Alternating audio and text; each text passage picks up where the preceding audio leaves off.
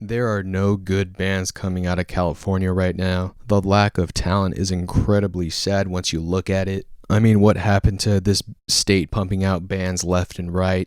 I genuinely believe that back then, and being from California, that is quite literally the craziest take you could have. But looking back at it, it's probably because I wasn't trying hard enough to look for good music and good bands, and people don't like the fact that you actually have to put an effort in, which I completely understand because you just want to be spoon-fed sometimes and you don't want to really put the effort. But there are a ton of bright spots and bright bands to talk about within this video because California is humongous. There's a ton of different bands and a ton of different genres to look at. So without further ado, let me dive into these bands. But before I do that, please like, please subscribe. Really helps me out a lot. Really appreciate it. Legends. I'll start off this video with the alternative rock band from Los Angeles, California, and that would be Rocket. I predicted in a previous video that Rocket might blow up in 2024, and what draws me towards this band is the fact that they possess a really great melody making ability within them. They hit an absolute home run with their debut EP, Versions of You. And I wouldn't call this band a shoegaze band, but they do have this little showcase with shoegaze abilities within the EP. A lot of indie rock, alternative rock sounding as well, so I just kind of label it as alternative rock. They have a clean, digestible sound and overall very good up-and-coming rock band. Very smooth stuff.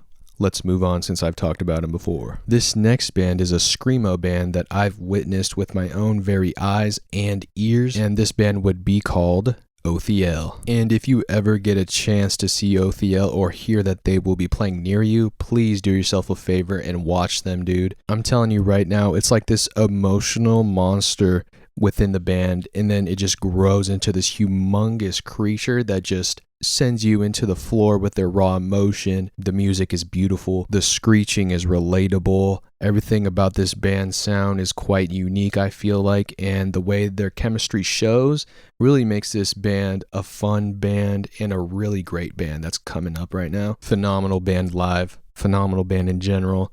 Othiel. Screamo, man. This next band I actually talked about in a previous video as well, and I talk about them all the time, and they're from my area. This would be Hayday. You got emo riffs, you got emo vocals, you got a lot of emotional stuff going on with this band. A very great band, and I've already talked about them enough, so you know what? Let me move on. Moving on to the indie alternative rock band, also from Los Angeles, and this would be Millie. This band is such a great band to get into if you want quintessential indie rock. The riffs they have are simple yet effective. The lyrics that they create are very relatable. Whether it be big distortion or indie rock riffage, there's always a cool picture being painted by the band. The vocals to me sound very late 90s emo, and that I adore. And I don't know if that's the intention, but that's what I hear. And once I heard the singer's voice, I was instantly hooked on the band. Their 2022 Eternal Ring album is honestly one of the best alternative rock albums that's come out in like the past 4 or 5 years, I feel like, and I'm being for real. If I could, I would have put that album in my top 10 2023 albums. That's how good this album has been. And the whole album never disappointed me, never got boring. The production is always key with the band. Millie doesn't disappoint me. Millie rocks. Moving on to a band I very much disliked at one point in my life, and that band is Modern Color. And the reason for that is because whenever I would listen to Modern Color, I would instantly think of Title Fight's album Hyperview, and I just felt like this band ripped off that whole sound, and I was just like, what am I listening to? What is going on? Where's the substance? And objectively, you can tell that that album is an influence on the band, which nothing wrong with that. But that's not all that this band is. There's so many more different elements that Hyperview and Title Fight in general didn't have compared to this band. Their album From the Leaves of Your Garden is an insane listen. If you haven't listened to it, listen to it now. I've seen this band a bunch of times live now, and every time I see them, they never feel like they're just there for a paycheck or whatever. They're there for the music. It shows. The energy's always high, even if they might seem tired with their vocals. Touring, it happens. They're great. Genuinely some of the best performers you'll see from an up-and-coming band, or they're not really up-and-coming, they're kind of here now, established. I did get a picture with the legendary frontman of Modern Color.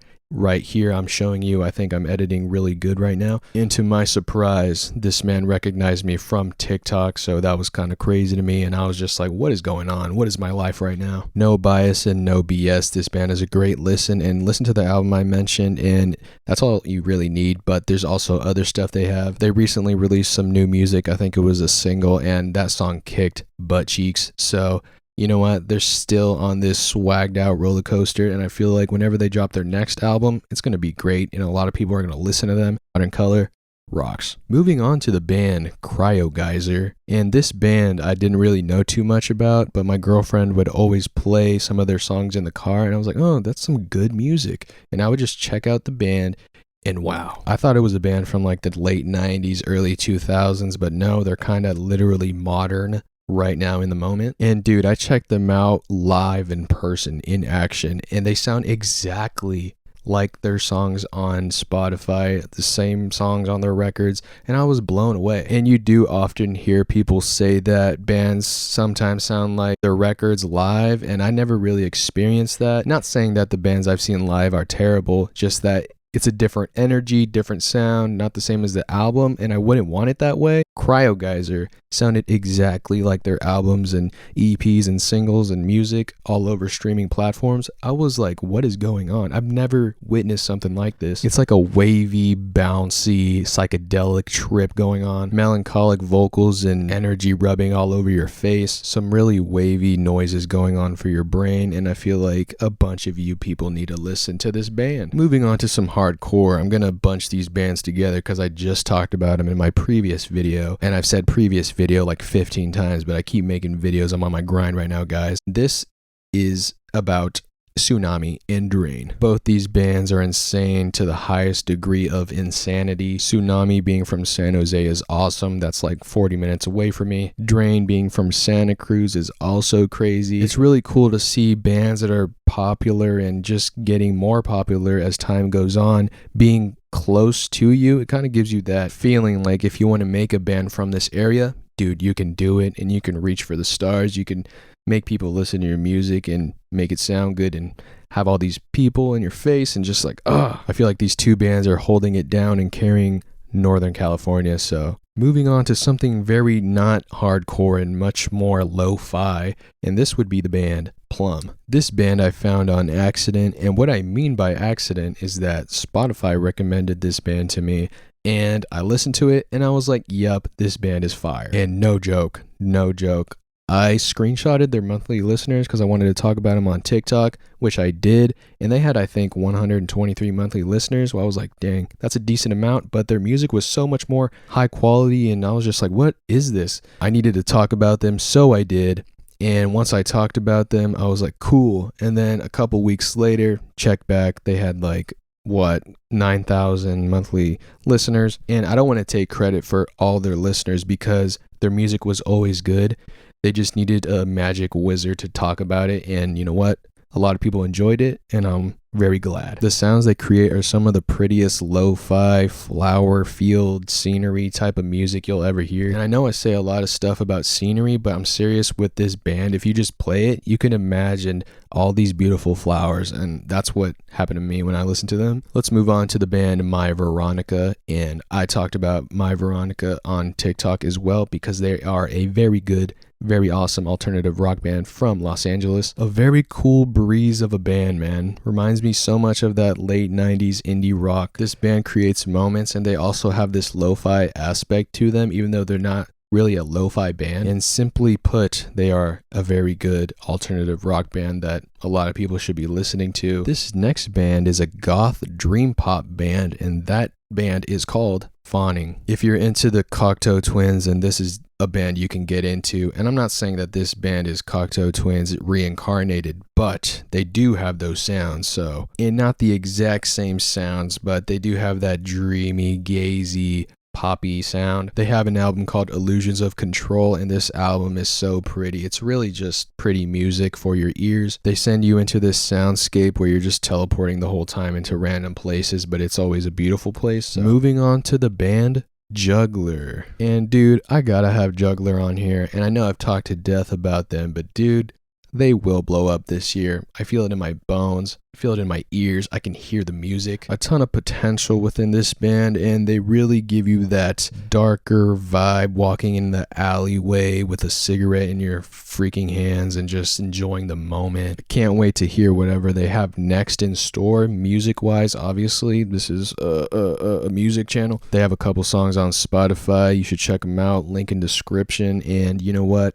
That's enough of Juggler for now. Let me smooth sail onto the way to what? Let me talk about the band Momma, a band that mastered the 90s alternative, the Breeders / Veruca Salt vocal sound. Not just vocal sound, literally the whole entire band sounds like a mixture of those two, and those are some of my favorite bands ever. And I'm not saying they're rip-offs, so chill out, but they do have inspirations and influences, and I feel like they really just utilize those, but create their own sound as well. I know they recently released an album, but I wonder what their direction is moving forward. Maybe they'll just do a bunch of tours and a bunch of shows, and then I don't know what bands do. They'll probably just chill for a bit and then start making music, write music, or maybe they already have an album lined up for tomorrow. And this next band would be a band I'm very excited to talk about, and I feel like I don't talk about this band enough, honestly, and that's on me, my apologies, but this band / artist is Tanukichan. And dude,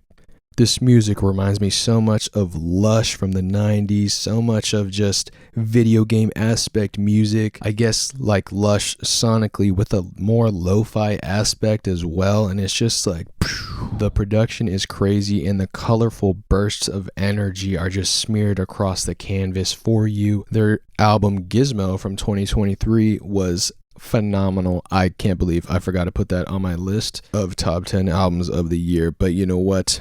It's not forgettable, I promise. This album is very fun, very great, very pretty sounding, very everything. I love this freaking music. So yeah, in California, you expect to see a lot of great bands, and there are always a bunch of great bands. You just gotta look sometimes, and sometimes you don't. Sometimes they're there. Back then, I was very ignorant rather than curious. I didn't want to attempt anything. I wanted everything to be in my face. I wanted all these bands to be mainstream, and I still want all these bands to succeed and have a lengthy career music-wise. But you know what I'm saying. Back then, I just was not into looking up music. I wanted what was popular and all that stuff. Terrible stuff. Not that mainstream stuff is boring or easy or just that perspective. I feel like you should always try to look for other music and just find these younger generation. I'll leave all these bands' Spotify links down below, and that's going to take me a minute, but I'll try my best. I'll do it. I'm going to edit right now. Thank you for watching. Like, subscribe. Please don't forget to do that. I really appreciate it. California does have good music.